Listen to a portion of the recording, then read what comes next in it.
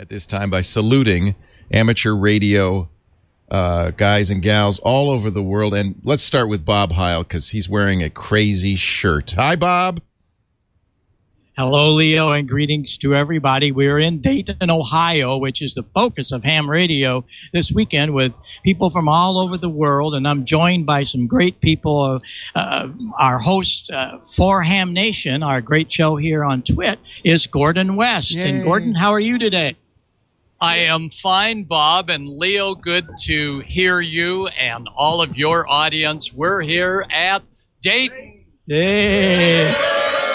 Oh, it's a bunch of hams. Leo, yeah, we are a bunch of hams. But a serious note to this, I'm joined by another doctor. This is Dr. Tamitha Skov. And Dr. Skov is a space weather person. Now, give us the real scary title. Ooh, the scary title is Space Plasma Physics. Ooh. I love her space weather reports every week on Ham Nation. It's so much fun to see what's going on with solar flares and all that stuff. I love that stuff. Yeah, the sun and I are tight. We're just really...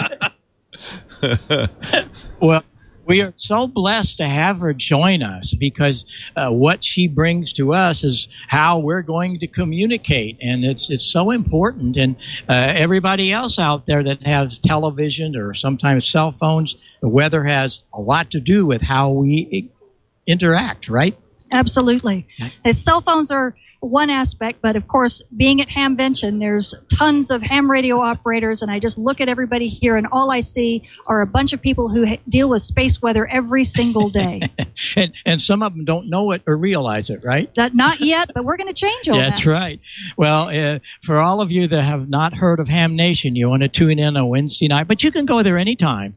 Just come to the Twit Network and look at our past programs, and you will see and hear Tamitha do a lot of her reports. But she had to come and join us here this weekend. We just had about 250 Ham Nation viewers in a forum that we hosted with her and all of the others. So we really appreciate you coming and spending your time, and you kind of squeezed it in before you're headed to the airport, right? Yes, that's right. Well, we thank you so much to be here, and we'll look forward to seeing you every Wednesday night on Ham Nation. Yes. And keep giving us those good reports where we can work further distances, right? Absolutely. And That's great. Thank you so much for having me on Ham Nation and on Twit TV. I just can't thank you enough, and it's great to be able to get space weather out there to a much more vast audience than I ever would before. Dr. Skov, thank you so much. She's going to head for the airport, and Gordon, you and I are going to be joined with our contest DX gal here in a minute. But what have you found at Ham Nation or at Hamvention this week? Have you had a lot of fun?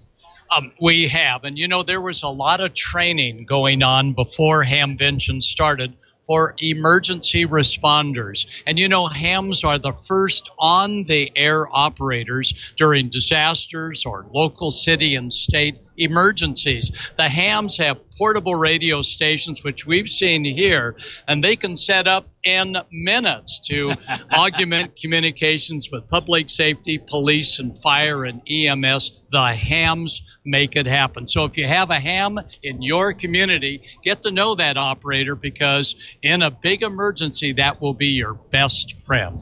Yeah, the emergency equipment shown here this week has been amazing, and a lot of cool things are going on in that particular avenue of amateur radio.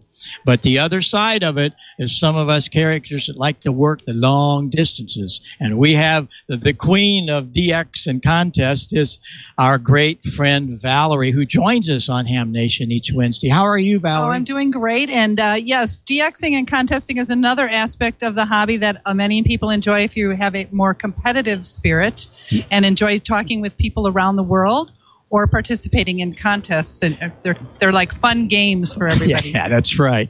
Well, we have a lot of fun working all of the people. We just had a big DX expedition. DX is kind of short wave for the old CW operators, the Morse code.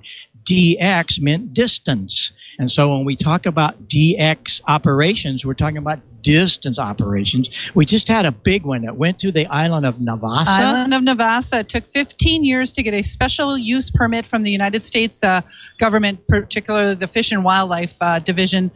So these gentlemen who have a sense of adventure, they get to go to these deserted islands, take generators and radios and antennas and operate the world from these islands all over the world. And we do that just so we get a QSL card, Leo.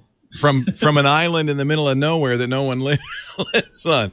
We're talking with the hams at Hamvention, which is the annual big convention in Dayton, Ohio. All the hams gather. Bob Heil is the host, along with our good friend Gordon West, the host of our Ham Nation show, which I do on the podcast network, twit.tv/HN. Bob, how many amateur radio enthusiasts are there in the U.S.? Is it a big group?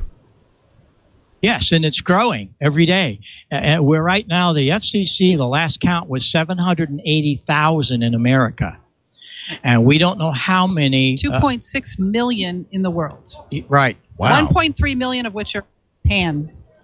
Japan has a big contingency, but we grow every day, and a lot of it is because of Ham Nation. We know the proof of emails and talking to everybody at these shows. We have over 1,000 people, Leo, that have gotten their license after watching the Twit Network, and you talk about it, and we get Gordo and Valerie and all of us on Ham Nation.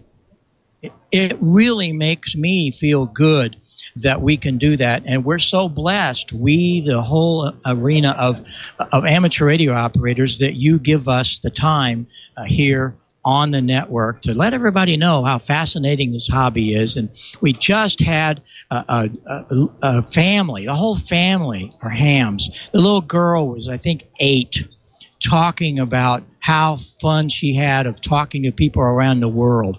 How cool is that, Leo? That's really awesome.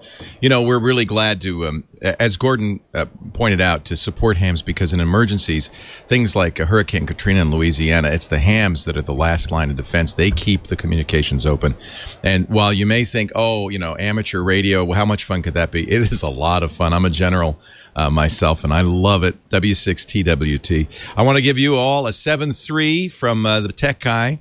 We got a minute left. If you want to say one more thing, maybe ask the hams for their, because I think you have some hams in attendance. I'd like to get a bunch of cards here. If you could just get them all to say their call signs, then I could send them all cards.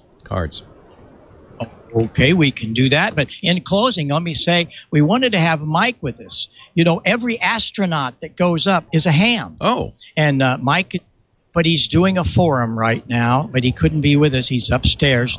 But we wanted to let everybody know that amateur radio is the secondary line of communications from all of the space shots. Wow. Think about that a minute. Cool. Take ham radio up there in case something doesn't work. But yes, we will have everybody send W6TWT a QSL, a contact here we card. go. Okay. So again, thanks so much. Gordo, any closing thoughts? We got no time. Say it goodbye, because we're going. Thank you, everybody. We'll see you next time in Dayton. Leo Laporte, the Tech Guy. More to come right after this.